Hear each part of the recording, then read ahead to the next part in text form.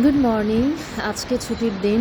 ঘুম থেকে উঠেই দেখি এই অবস্থা। গত ৪-৫ দিন ধরে তো যে পরিমাণ বৃষ্টি, আর সারা দেশে বন্যা শুরু হয়েছে তো জানেন। ঢাকায়ও তো যে বৃষ্টি শুরু হয়েছে 24 আওয়ার্স। তো আজকে ছুটির দিকে ঘুম থেকে একটু কষ্ট করেই আর কি দেরি করে উঠে দেখলাম বাইরে বৃষ্টি পড়েই চলছে।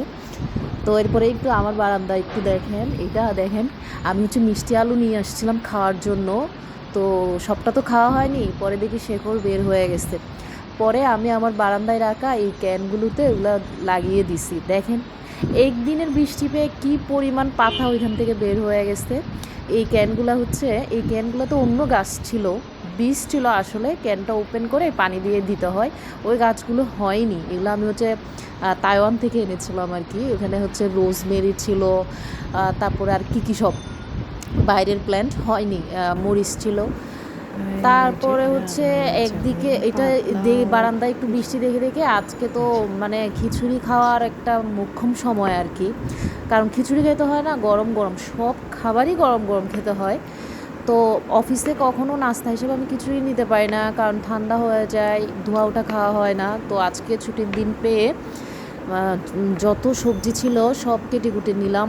এখানে মিষ্টি কুমড়া ছিল, এই যে দেখেন মিষ্টি কুমড়া একদম ছোটো ছোটো কিউব করে দিয়েছি। পেঁপে ছিল, ওটাও কিউব করে দিয়েছি। বরবটি ছিল, তারপরে আরেকটাও খুব ছিল, মজার জিনিস ছিল যে পালং শাক। হ্যাঁ, পালং শাক দিয়ে দিয়েছি। তারপরে এই যে গ্রিনগুলো আপনারা দেখতে পাচ্ছেন না, বেশি করে ধনেপাতা দিয়েছি। এই যে এইটা পালং শাকের পাতা। আরও একটা আজকে একটু মজার জিনিস দিয়েছি, সেটা নামানোর আগে দিয়েছি। সেটা হলো গিয়ে আমার বারান্দায় একটা লেবু গাছ আছে, লেবু পাতা দিয়েছি। আজকাল তো ইনস্টাতে, ইউটিউবে খালি দেখি লেবু পাতা লেবু পাতা। তো যাই হোক, একটু লেবু পাতাও দিলাম। এরপরে মজাদার গরম ধোয়াটা খিচুড়ি খাওয়ার পরে আমি তো দুধ চা খাই না, আজকে বানালাম দুধ চা। আসলে ক্যারামেল করে বানিয়েছি আর কি। চিনিটা এত মজা হয়েছে। আর ওই যে মিষ্টি কুমড়াটা ছিল না, ওর মধ্যে এই বিচিগুলো ছিল। আপনারা কি বিচিগুলো ফেলে দেন? এগুলো ফেলে দিবেন না। হ্যাঁ, এগুলো সুন্দর করে গরম তাওয়ায় একটু লবণ দিয়ে টেলে নেবেন। উফ, গরম গরম মিষ্টি কুমড়ার বীজের সাথে এই যে ক্যারামেলাইজড মিল্ক টি, মানে জাস্ট অসাম আর কি। আসলে না, জীবনটা যে কত সুন্দর, কত আরামদায়ক, কত মজাদার বলে বোঝানো যাবে না। ভাই সবাইকে।